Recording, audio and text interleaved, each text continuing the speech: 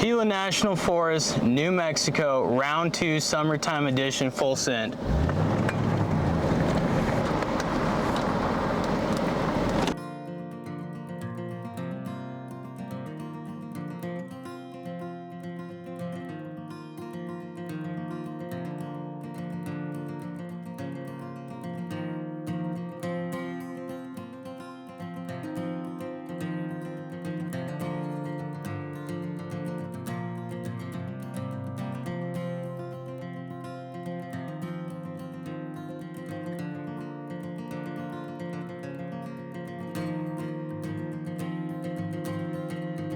It's been 6 months since our last trip to Gila National Forest, and we're back at it.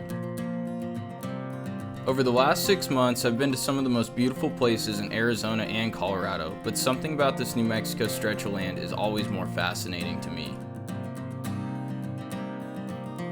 Maybe it's the vastness of the forest, or maybe it's the lack of side-by-sides, but this weekend, we're gonna finish off where we last left off. My name's Cody, and you're watching another chapter of the White Dog Overland experience.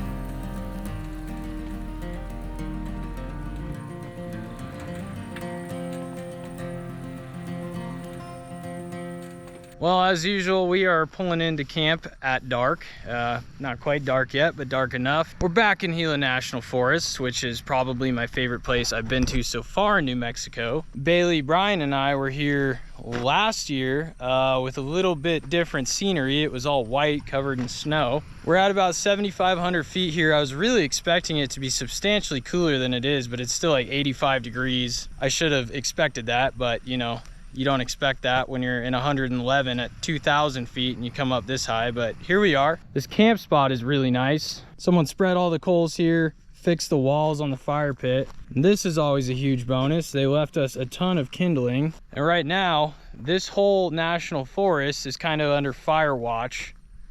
The pass fire has been burning up here for the last month or so. It's close to 70,000 acres, I want to say.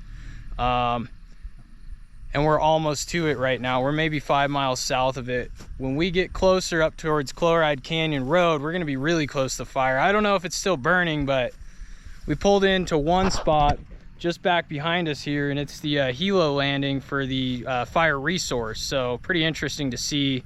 We pulled out of there because we figured we might wake up in the morning with some hot shots in our camp spot kicking us out. So here we are, and this one paid off. So we're gonna get camp set up.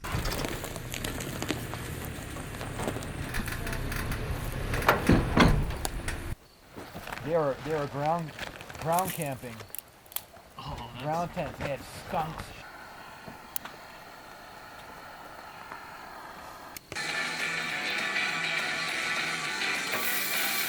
And there's broken seals. Yeah.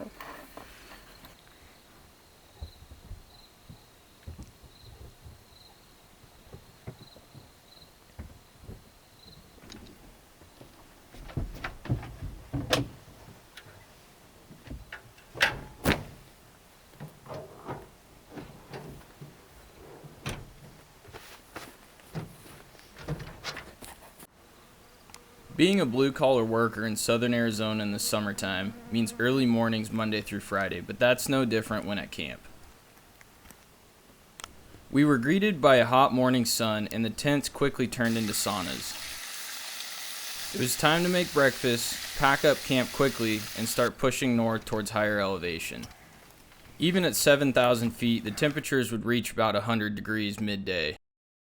Our destination for the day was the Gila Headwater Overlook planted at 10,000 feet, which promised a cooler afternoon.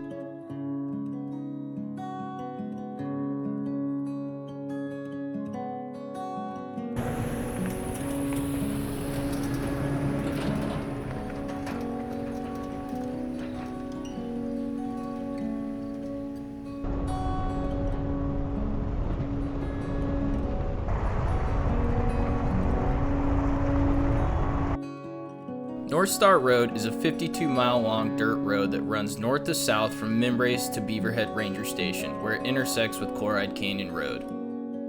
It cuts directly between the Gila Wilderness area, which lies on both sides of the road. This was the start to our 140-mile-long dirt road adventure, and it took nearly the first 40 miles before we saw another group of travelers on adventure bikes riding the New Mexico BDR. Last time we were in Hodge Canyon, there was a few feet of snow on the ground and fairly deep water crossings which had not seen any traffic in days as the ice layers grew thick over the running water. I was hoping there might be some water left from the snowmelt, but the creek beds were dry.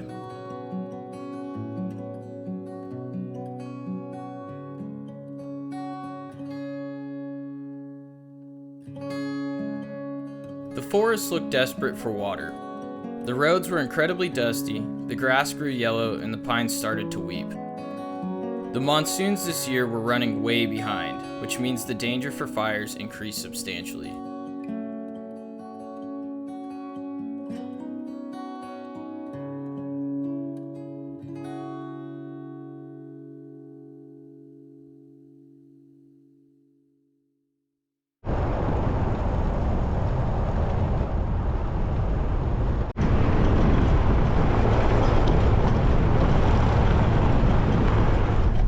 So as I mentioned yesterday, the Gila has been under siege by fire for the last 2 weeks, 3 weeks. I was actually not optimistic that we'd be able to make this trip work out just because of how huge this fire was. I think it hit almost 75,000 acres, which is pretty big.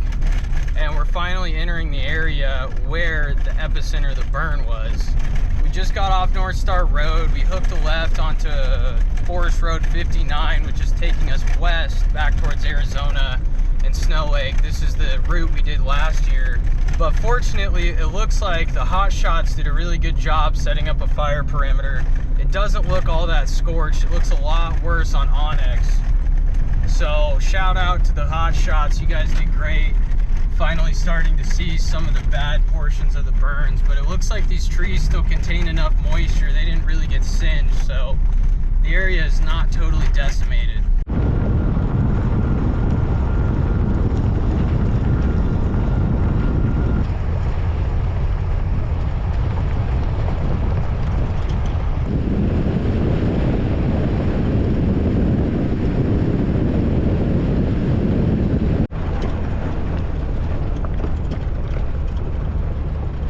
I just saw this old abandoned ranching cabin, and if you know me well, I can't refuse checking out anything abandoned.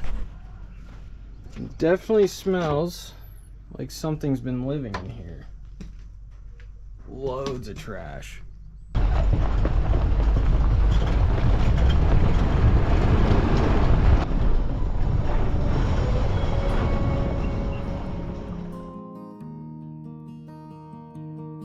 We hooked a left onto Snow Lake Road and started climbing towards the lake.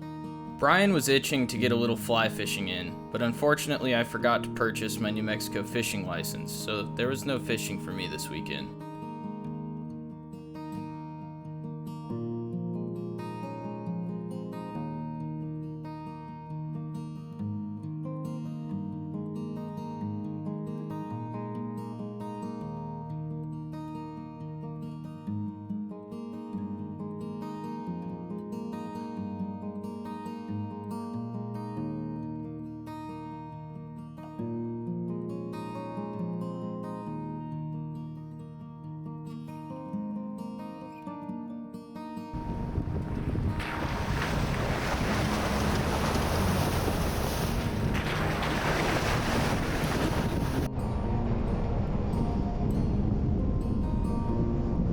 Back in January, this lake was completely froze over and under 20 degrees. Today was a lot different story. The sun was intense and the temperatures were close to 90.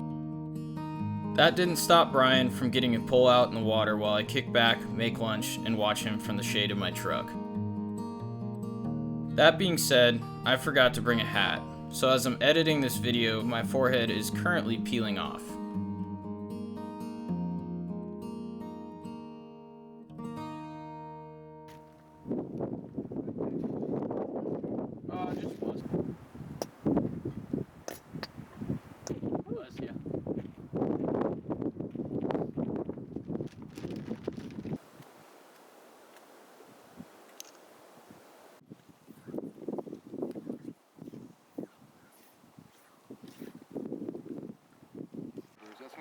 only bug I really see hopping around here.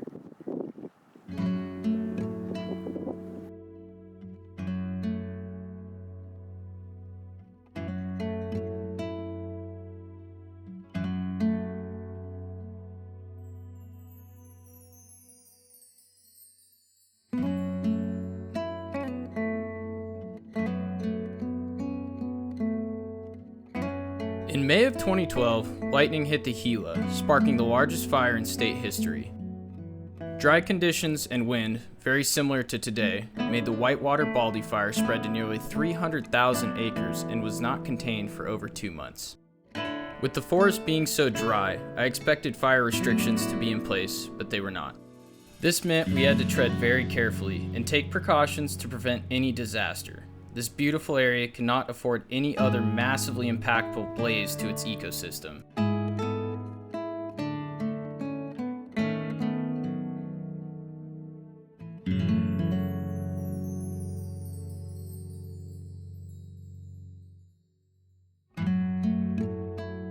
This 5-mile stretch between Snow Lake and the reserve Willow Canyon Fork was an Arctic tundra last time we were here. The road was under a few feet of snow, but the V8 plowed straight through no issue. It was smooth until we ran into a 4-foot snowdrift back in January that completely turned our trip upside down. This time, instead of taking the fork to the north, we split southeast towards Willow Canyon and the Bear Wallow Lookout, which would eventually take us down the mountain and into the ghost town of Mogollon.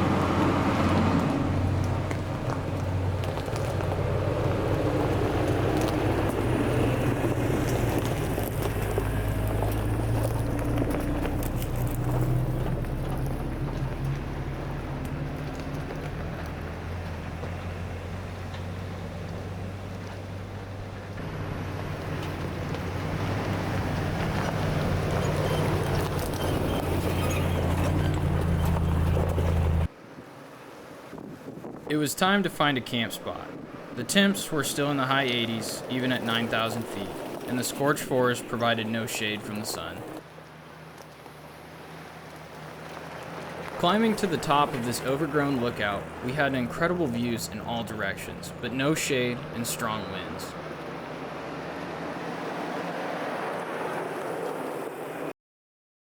After hanging out at the top for a bit, we decided it was time to backtrack towards Bear Wallow and try to find a thicket of spruce to give us a bit of shade and a slope to block us from the eastern moving winds.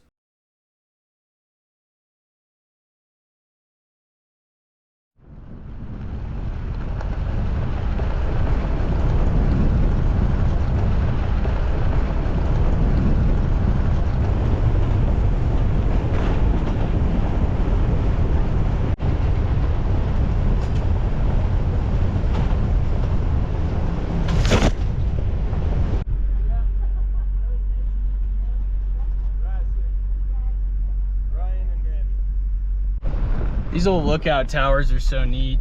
We just stopped here for a minute. There were 2 hot shots hiking up to the lookout from their fire camp. They've been on call this whole time. Here they are right now. See you, fellas. Take it easy. So now we're gonna get down off this mountain. I thought we might be able to camp up here, but I guess New Mexico staffs their lookouts all year long, which is good. It's very unlike Arizona, where you can pretty much find an empty lookout tower all year long. But I was hopeful because that is one hell of a view. But we're gonna drop down and try to find a nice ridge line to block the wind coming out of the west. The best part of the Gila is the lack of people and traffic. During the entire stretch of dirt road we covered, we saw a total of 2 bikes and 3 trucks.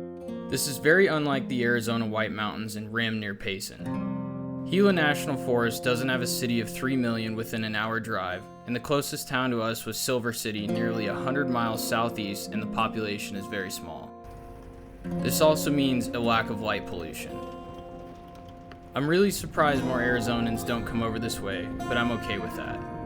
Our forests have become overrun with inexperienced off-roaders and massive groups of campers hauling razors who have no respect or etiquette for trails and off-roading. In my opinion, the side-by-side trend is an epidemic to this hobby, and it's giving us a bad rep.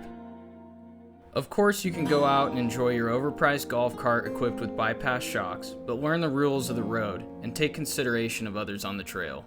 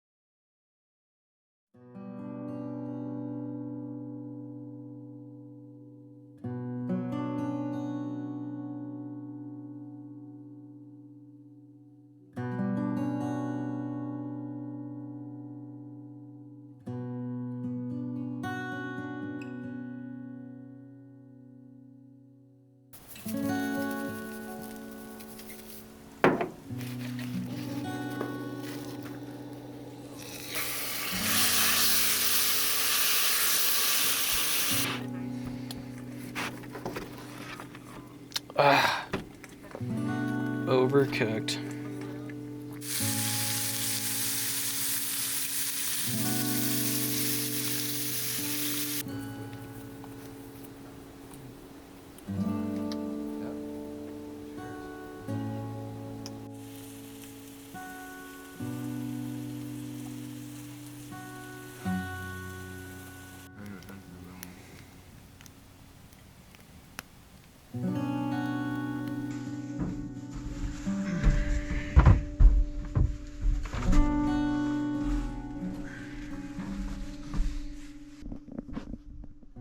Come on.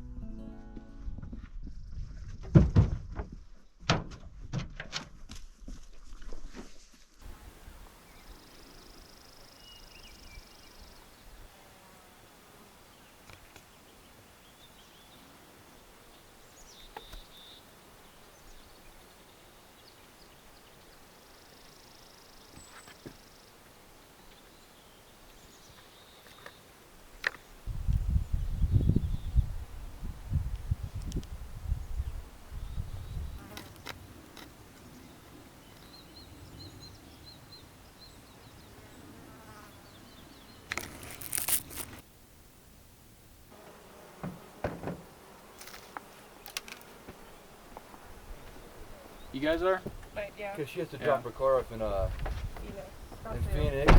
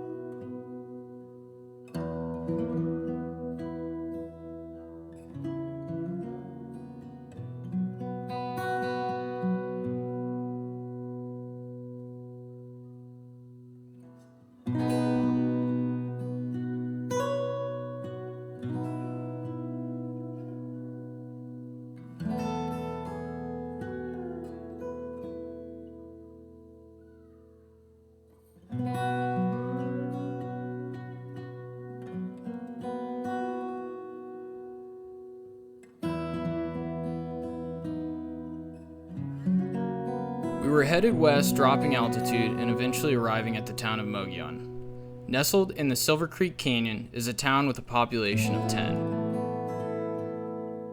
It was settled in the late 1800s to support the quickly growing silver and gold mines in the surrounding mountains. The region was uninhabitable a decade prior as the Membrano Apaches with their leader Mangus Coloradus murdered any settlers who came into the Gila. After the Apaches were moved onto reservations, miners flooded the hills. The Little Fanny Mine was claimed by Sergeant James Cooney, and the first cabin was built in 1889. 20 years later, the town grew to a population of 2,000 and was a fully functioning mining town with the hopes of becoming the next Tombstone. With similar violence and prevalence of outlaws, the town grew to be as infamous as Tombstone, but would never grow to become as rich and prosperous. There was a theater, multiple bars and brothels, and an inn that still stands to this day. Taking a little stroll up here to the museum. Really fascinating. There's a lot more people here than I was expecting.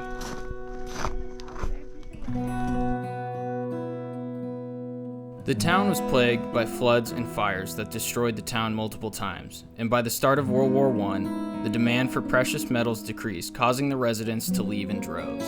At its peak, the town produced 40% of all New Mexico's precious metals and yielded nearly $1.5 million in gold and silver.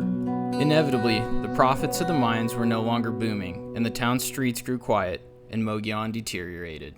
This museum was the only open establishment in the whole town, and the local woman was eager to let us film and share the town's history. In the spring and fall, the Silver Creek Inn is open to travelers looking for a quiet getaway.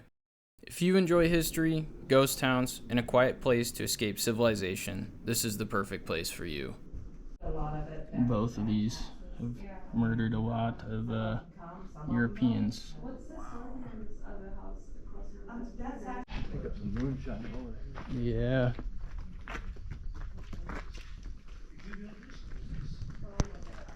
Oh, so it is open. Oh, no, it's not. Yeah, I'd like to have something like that. Like that type of the grapevine.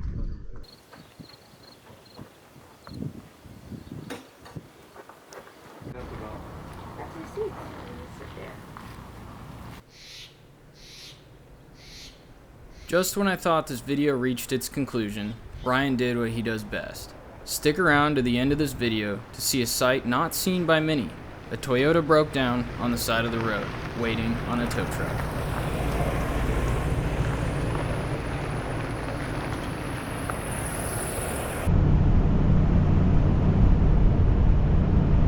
That is just an absolutely fascinating ghost town. I wish we could spend more time here. It's getting hot. I have somewhere to be this evening back in town, so we're taking off. That's going to conclude it for our adventure. We will be back to the Gila. I want to explore the northern part, but I think next time we're in New Mexico, we'll be going to Lincoln National Forest. So I hope you all enjoyed this video. As always, please show it a little love, give it a like, subscribe. I really do appreciate it, and we'll catch you on the next one. Well, I guess the trip's not quite over yet. We are stuck on the side of SR-78. And Brian completely sheared off all his lug nuts, so this jack's not working, so we're waiting on a tow truck. Well, after a 2-hour wait, he has finally arrived. Just been sitting under Brian's truck for like 2 hours trying to get out of the sun. It's about 100 degrees, so now we'll be on the road. The ramp will drop down.